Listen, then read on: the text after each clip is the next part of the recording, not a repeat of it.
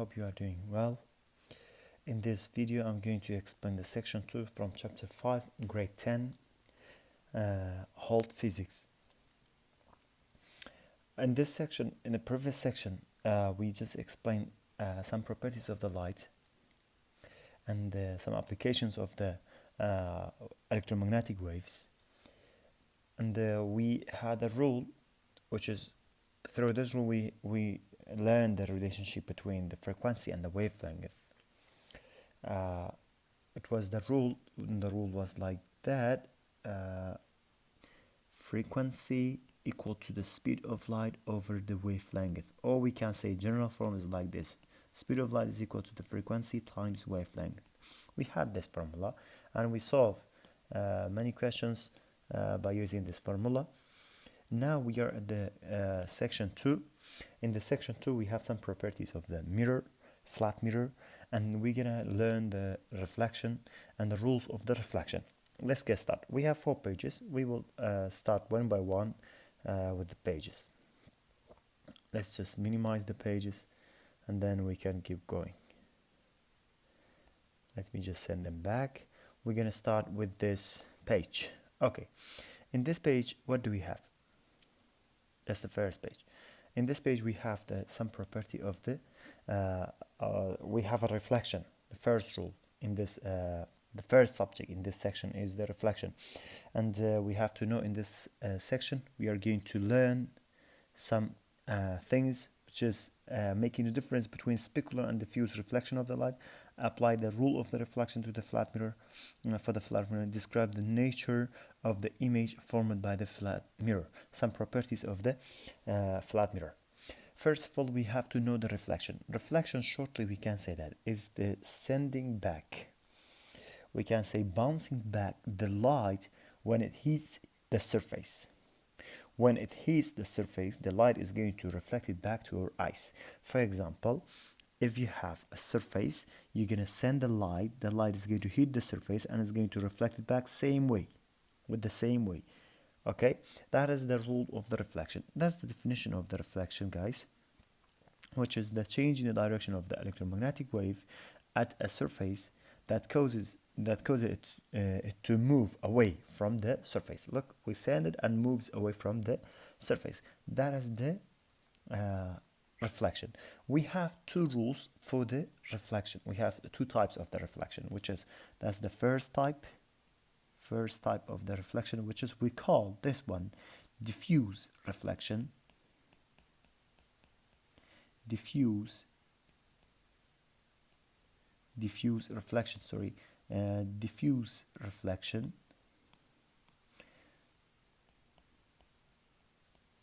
Diffuse, it means irregular reflection.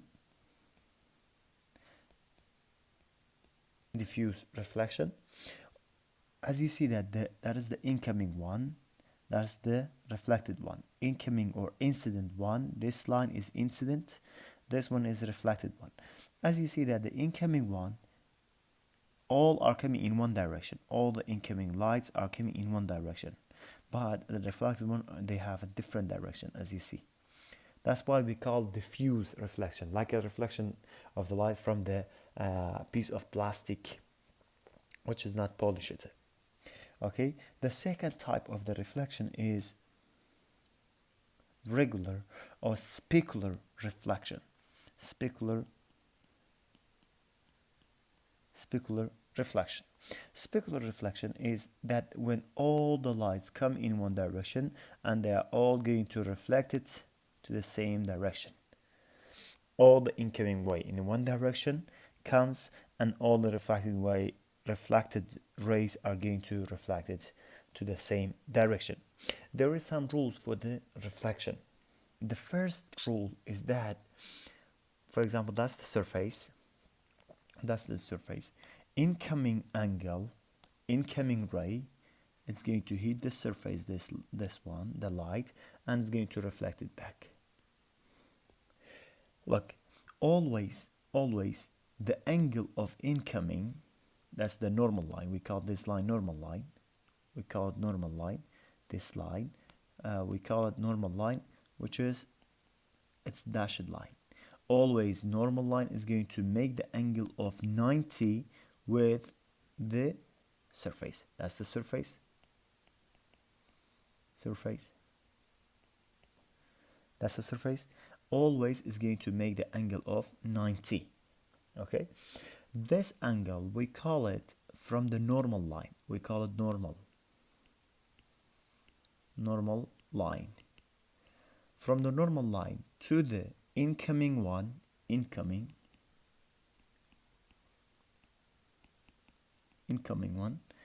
from the normal to the incoming one, we call it theta of incident, angle of incident.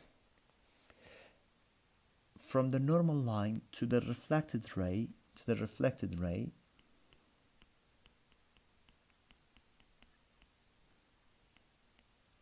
as a reflected ray, we call this angle of reflection. Okay, incoming one, that's incoming one, that is the reflected one. The first rule said that the angle of incoming must be equal to the angle of reflection, guys. Angle of incoming must be equal to the angle of reflection. That is the most important rule. And the second rule, the incoming ray, reflected ray, and normal line, they must be at the same surface. If it is not in the same surface, it means the reflection does not occur. Okay, that's all about this page. That is all about this page, and we can have some rules for the. We can have some example about the reflection. For example, we can have this example.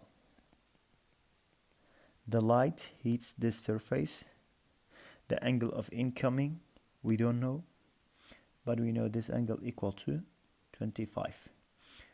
What is going to be the angle of incident? Angle of reflection is equal to what? Look, I know this angle is equal to 25. Totally from the normal to the surface, it must be equal to 90. So 90 minus 25, it's going to be equal to 65, right? So this angle equal to 65. It means theta incident equal to 65. So the theta reflection is going to be equal to 65 angle. That is one of the examples that we might ask for the weekly quiz or for the other quizzes. Now let's clean them all, and we can go ahead with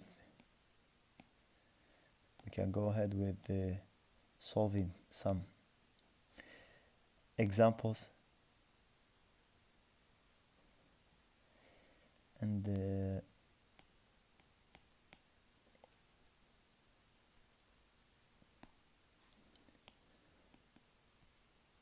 now that's all about this one. Let's send this one away and let's come to this one. As I said that there will be some properties for the reflection. As you see, that is the definition of the angle of incident. That's the definition of the angle of the reflection, which is we call this is the angle of the incident. That's the angle of the reflection. Theta, sometimes it means theta incident, and theta prime, it means theta reflection. There is no difference. Both of them are same. We're going to use both. Okay, and here is the rule, which is I said theta incident must be equal to the theta reflection. Angle of the incident must be equal to the angle of the reflection. Guys, now we are going to explain something else about the flat mirror. You know that how we are seeing our images in a mirror, it is the reflection phenomena, because if there is no reflection, we won't be able to see our body, our face in the flat mirrors. Okay, for the flat mirrors, before explaining the flat mirror, I have to know that we have three types of the mirror. Flat mirror is one of them. flat mirror is one of them. And the second one we have concave, and the third one we have convex. We have convex mirror, concave, convex, and flat mirror. For each one of them we have a different properties. For example, for the flat mirror we have some properties. As you see, that there is some properties for the flat mirror, which is like this. That's the properties of the flat mirror. When the image is formed by the flat mirror, we are going to have those properties, like first one, when you see your face in the mirror, you're gonna see this property. First one, the distance of the object is equal to the distance of the image. Distance of the object is equal to the distance of the image. Distance of the object, di means distance of the image. What does it mean? It means that when you are standing 1 meter away from the mirror, your image also 1 meter away from the mirror also. When you are standing 1 meter away from the mirror, your image also 1 meter away from the mirror. We will explain this one in detail. The second one, the size of the object and its image are equal. The height must be same. For example, while we are seeing ourselves in the mirror, our head is not getting bigger or it's not getting smaller. And we are not upside down. We are not rotating to any angle. We are the same size, same height, and we are upright, guys, upright. Okay. And the image that we are seeing it in the mirror, it has this property, the third one. The image is virtual. It is not real. We will explain this one in detail again. Virtual, it is not real. It doesn't mean that's not your image. It means that the way that they form, the way that the image is formed is not real. It is an imaginary lines. Okay? And upright. Upright means you are not rotated to any angle and you are not upside down. Upright, it means like this. Upside down, it means like that. Okay? And the image is behind the mirror. If the image is virtual, always it will be behind the mirror. Don't forget this one. If the image is virtual, always it will be behind the mirror. I will explain this one. What do I mean by that? We are seeing ourselves in the mirror, but actually it's behind the mirror. Okay, the image has a right, left, reverse. What does it mean, this one? It means that when you are standing in front of your mirror, you are saying hello to yourself, you are raising your hand, your right hand, but the image inside the mirror is going to show you the left hand. You might try this one at home. Okay, that was the properties of the flat mirror, guys, and I will explain them all in detail in this page. If we could see, which is we have this page, that was the properties, and don't forget this 5 properties, so much important. Okay, what do I mean by the first one? Look, in the first property, what did I say? In the first property, I said that the distance between the image and the object must be same. Guys, look at this one. If the distance from this pen to the mirror equal to 2 centimeters, the distance from this pen to the edge of the mirror, it must be equal to 2 centimeters. So that's the object, that's the image, right? Image. So this distance, 2 centimeters, this one must be 2 centimeters. So it means when you are looking to yourself 1 meter away from the mirror, your image also is 1 meter away from the mirror. But the distance between the image to the object to the image, this distance, it must be equal to 2 plus 2, which is equal to 4 centimeters. Another example, look at this one. If this distance equal to 2 centimeters, this one must be equal to 2 centimeters. So 2 centimeters from the object to the image must be equal to 4 centimeters. So the distance between the object to the image must be equal to the total distance. Okay, that is the first property which I explained for you. That was the first property that I explained for you. The second property of the flat mirror, was that one. The size of the image is same. Look, this height must be equal to this height. This one also equal to this one, and it's not rotated. It's upright. Now it is upright. It's not upside down. If I upside the pen down, it will be upside down. Okay. The third property is virtual and behind the mirror. Guys, what do I mean by the virtual? Have a look at this part. How this image formed, I will explain in the next section. How the image is going to form in the mirror, I will explain in the next section. But look, that is the image. This image, the light is going to go from the head of the image to the mirror and reflect it back. The light is going to go from the head of the image to the middle, to anywhere else you want, and it's going to reflect it back. Look, if I draw some imaginary lines, I will see they will intersect in one point, which is going to be equal to the head of the image. That's why head of the object. That's why I mean this behind the mirror. Look, we wrote this property number 4. It is behind the mirror. That's the behind mirror, and it is not real. How it forms, it's not real. Look, it's not the real line. This is the real line. Okay, that is the property of the virtual image. One thing more about the property of the image, guys. I cannot take this image to another screen. For example, I cannot have this one to somewhere else. Just I could have this pen on the mirror. I cannot take this image away from somewhere else.